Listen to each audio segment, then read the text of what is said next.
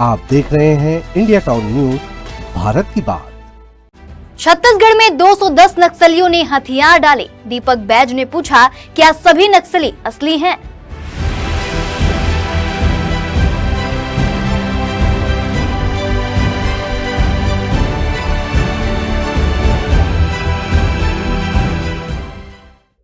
नमस्कार, स्वागत है आपका इंडिया टाउन न्यूज में। मैं हूं आपके साथ संजना कुशवाहा।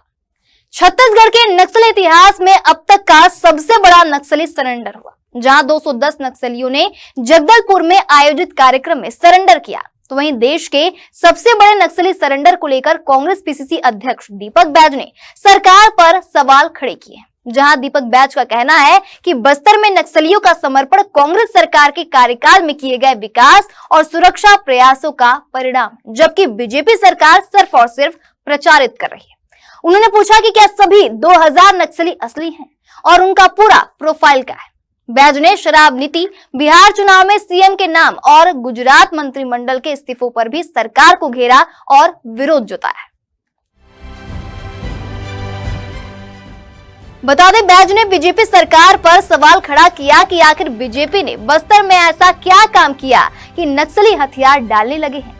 उन्होंने ताना मारते हुए कहा कि सरकार दावा कर रही है कि 2000 से अधिक नक्सली सरेंडर हुए, मगर सवाल यहाँ पर यह है कि ये सारे नक्सली क्या असली हैं या फिर नहीं।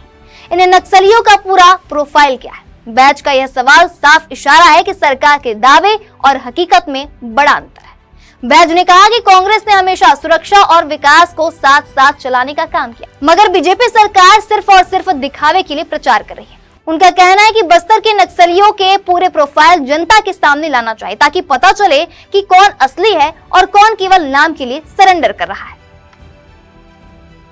तो वही दीपक बैज ने राज्य सरकार की शराब नीति पर भी निशाना साधा, जहां उन्होंने बताया कि 3 दिन तक आबकारी सचिव आर संगीता ने बार, क्लब और एसोसिएशन के प्रतिनिधियों के साथ बैठक की, जहां बैज ने कहा कि यह बैठक पूरी तरह शराब की बिक्री बढ़ाने और ब्रांडिंग पर केंद्रित थी। उनका कहना है कि बीजेपी जब विपक्ष में थी तब शराब पर झूठा प्रचार करती रही। अब सत्ता में आकर 1400 काउंटर खोल दिए गए और सरकार सिर्फ अपनी जेब भर रही। बैज ने ताना कसते हुए कहा कि सरकार जनता की सुरक्षा और स्वास्थ्य की चिंता करने के बजाय शराब की कमाई में डूबी हुई है। बार संचालकों और क्लबों के साथ बैठक कर यह तय किया जा रहा है कि बिक्री कैसे बढ़ाई जाए। उनका यह बयान साफ संदेश है कि सरकार की प्राथमिकता लोगों की नहीं बल्कि अपनी आमदनी है। तो वही बैज ने बिहार चुनाव में भी बीजेपी सरकार को ताना दिया, जहां उन्होंने कहा कि मुख्यमंत्री साय का नाम स्टार प्रचारकों की सूची में शामिल नहीं है, जबकि असम और महाराष्ट्र के मुख्यमंत्री का नाम है। बैज ने तंज कसा कि सीएम साय अपनी अटैची बिहार में छोड़कर आए, लेकिन सूची में उनका नाम ही नहीं है। बैज ने साफ कहा कि बीजेपी हाईकमान से निवेदन करेंगे कि साय का नाम जोड़ा जाए।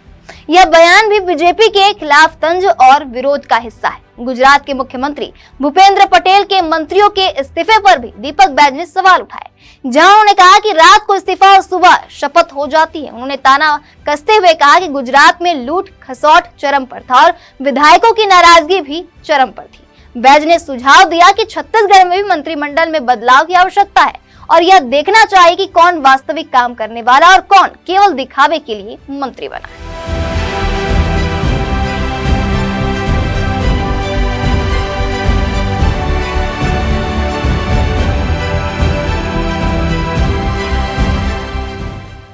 तो कुल मिलाकर बैज का कहना है कि जनता के सामने वास्तविकता लाना जरूरी है, ना कि केवल दावे और प्रचार करना।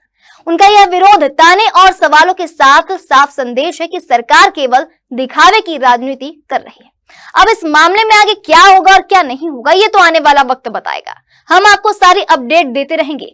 देखते रहिए इंडिया टाउन न्यूज, भारत की बात। नमस्कार। आप देख रहे हैं इंडिया टाउन न्यूज, भारत की बात।